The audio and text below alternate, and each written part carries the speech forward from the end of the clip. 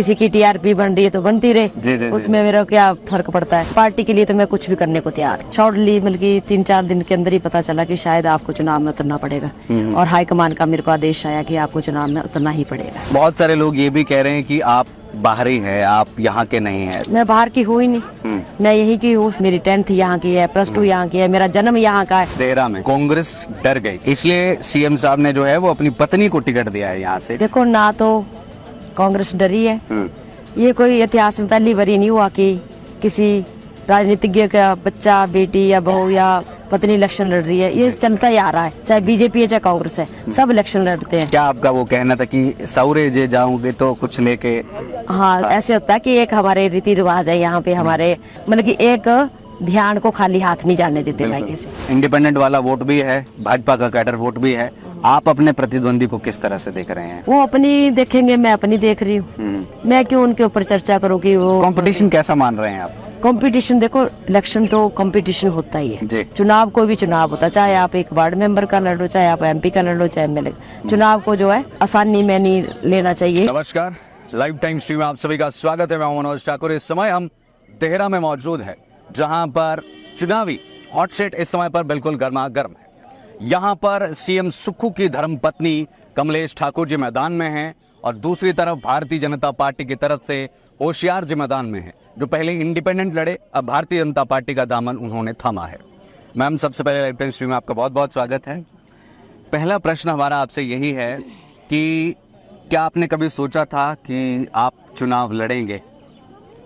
नहीं, ऐसा तो कुछ नहीं था। जैसे मेरे को शॉर्टली मतलब कि 3-4 दिन के अंदर ही पता चला कि शायद आपको चुनाव में उतरना पड़ेगा और हाईकमान का मेरे को आदेश आया कि आपको चुनाव में उतरना ही पड़ेगा। पहले नहीं, बिल्कुल मैं मेंटली प्रिपेयर नहीं थी। ऐसा अच्छा, कुछ नहीं। तो जब जनता के बीच में आप जा रहे हैं जी। तो अब कैसा रिस्पांस आपको मिल रहा है? क्या जनता जो है वो कह रही है? अभी तो जनता से मुझे, मेरे भाई बहनों से अच्छा रिस्पांस मिल रहा है और सहयोग भी मिल रहा है, प्यार भी मिल रहा है और मुझे लग रहा है कि मेरे को भरपूर साथ देना चाह रहे हैं और दे रहे हैं अभी। अब आपने देहरा की बेटी का नारा जो है वो दिया है जी। तो बहुत सारे लोग ये भी कह रहे हैं कि आप बाहरी हैं, आप यहाँ के नहीं हैं। इस पर आप क्या कहना चाहें? मैं बाहर की हूँ ही नहीं, मैं यही की हूँ, देहरा की हूँ। मैंने अभी अपनी मीटिंग में सारा डिटेल में बताया कि मेरी 10th यहाँ की है, +2 यहाँ की है, मेरा जन्म यहाँ का है और मेरा पढ़ाई यहाँ की है, मेरा एफिडेविट यहाँ का है, मेरा बैंक अकाउंट यहाँ पर है, मेरी जमीन देहरा में, तो मैं कहाँ से बाहर की होगी? मैं यही की हूँ। बोनाफाइड सबसे बड़ा प्रूफ तो बोनाफाइड होता है। अच्छा, दिखा दिया जी। गांव का नाम मैम आपका? मेरे गांव का नाम जो जन्म स्थान है नरसुआ है, मेरी जमीन जो है देहरा में पड़ती है। जी। भाजपा की यदि हम बात करें, क्योंकि मैम अब आप पॉलिटिकल लाइफ में आ ही चुके हैं, तो अब आपको आरोप प्रत्यारोपों का भी जो है वो सामना करना ही पड़ेगा और उनका जवाब भी देना ही पड़ेगा। भाजपा का कहना है कि कांग्रेस डर गई अच्छा, देहरा में, अच्छा। इसलिए सीएम साहब ने जो है वो अपनी पत्नी को टिकट दिया है यहाँ से। और दूसरा उनका ये भी आरोप है कि कोड ऑफ कंडक्ट के बाद जो है वो यहाँ पर पुलिस का ऑफिस खोलने की बात करी गई है, SC ऑफिस खोलने की बात करी गई है।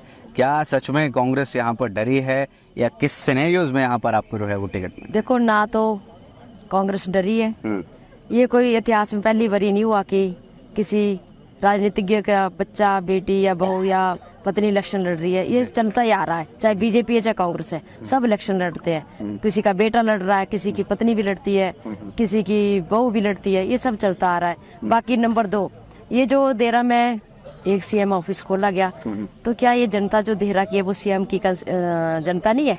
ये हिमाचल के अंदर नहीं आ रही। वो CM साहब का एक सोच है कि मैं जैसे जैसे एक कंस्टिट्यूंसी को ऊपर उठा रहा हूँ, विकास कर रहा हूँ, वैसे मेरे लिए देहरा भी वैसे ही है। हो सकता है वो कहीं और भी हिमाचल में खोल दे, वो तो उनके उसमें आता है दायरे में। जी जी मैम, यहाँ पर पहले अटकलें चल रही थी कि आपका नाम वैसे हवा में उड़ रहा था। अच्छा। और CM सर साफ मना कर रहे थे कि ऐसा कुछ भी नहीं है। तो जब ये हवाएं उड़ रही थी तो आप तक भी पहुंची होगी, फिर आपका क्या था इस पर रिएक्शन उस दौरान? मेरा कोई रिएक्शन नहीं था। मैंने बोला जैसे पहले की भी मेरा MP में नाम चलता रहा, कोई बात नहीं, किसी की TRP बन रही है तो बनती रहे, उसमें मेरा क्या फर्क पड़ता है। पर जब आदेश जो है लास्ट डे हाईकमान का आया और उन्होंने बोला कि आपने पहले भी थोड़ा सा अपने आप को एमपी से बचाया था, नहीं लड़ा, तो अब आपको उतरना पड़ेगा। तो मैंने उनका आदेश स्वीकार है, पार्टी के लिए तो मैं कुछ भी करने को तैयार हूँ। जी तो पहली मर्तबा आपको सीएम सर ने बताया होगा, क्या कहा कि अब आपको मैदान में उतरना होगा?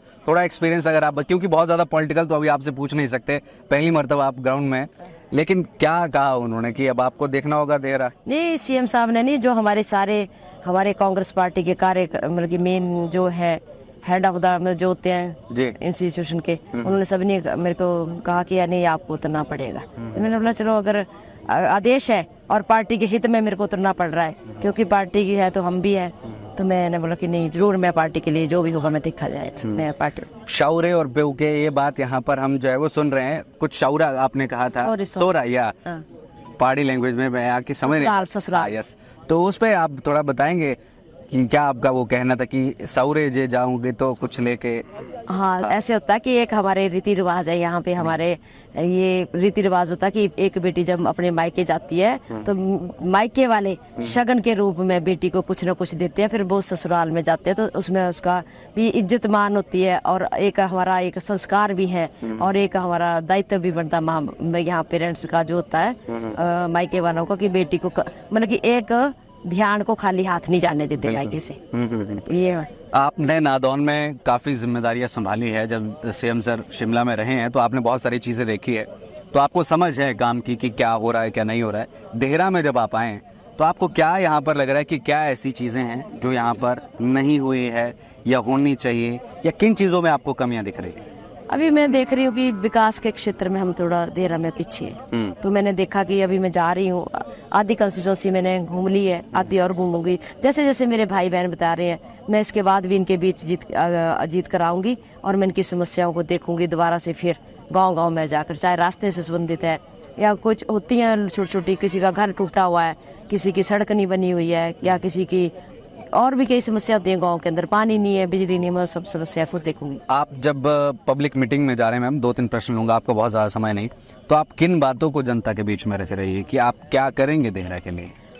मैं जनता के बीच यही रख रही हूँ कि जैसे मैं आऊंगी जीत कर, तो जो भी आपकी समस्याएं होंगी, मैंने अभी भी आपको बताया कि पानी से संबंधित, बिजली से संबंधित जो भी समस्या होगी, मैं उसको लेकर सीएम साहब के पास जाऊंगी। हमारे जो कैबिनेट मंत्री हैं, जिनका जिनका विभाग है, मैं उनके आगे ये सारी समस्या रखूंगी और उनका उचित समय पे समाधान करवाऊंगा। मैम, यदि हम आपके प्रतिद्वंदी की बात ना करें तो फिर इंटरव्यू अधूरा सा रह जाता है। 2 मर्तबा वो जीते हैं यहाँ से, इंडिपेंडेंट जो है वो उन्होंने परचम अपना लहराया है। अब इस बार इनको भाजपा ने टिकट दे दिया है, तो इनका इंडिपेंडेंट वाला वोट भी है, भाजपा का कैडर वोट भी है। आप अपने प्रतिद्वंदी को किस तरह से देख रहे हैं?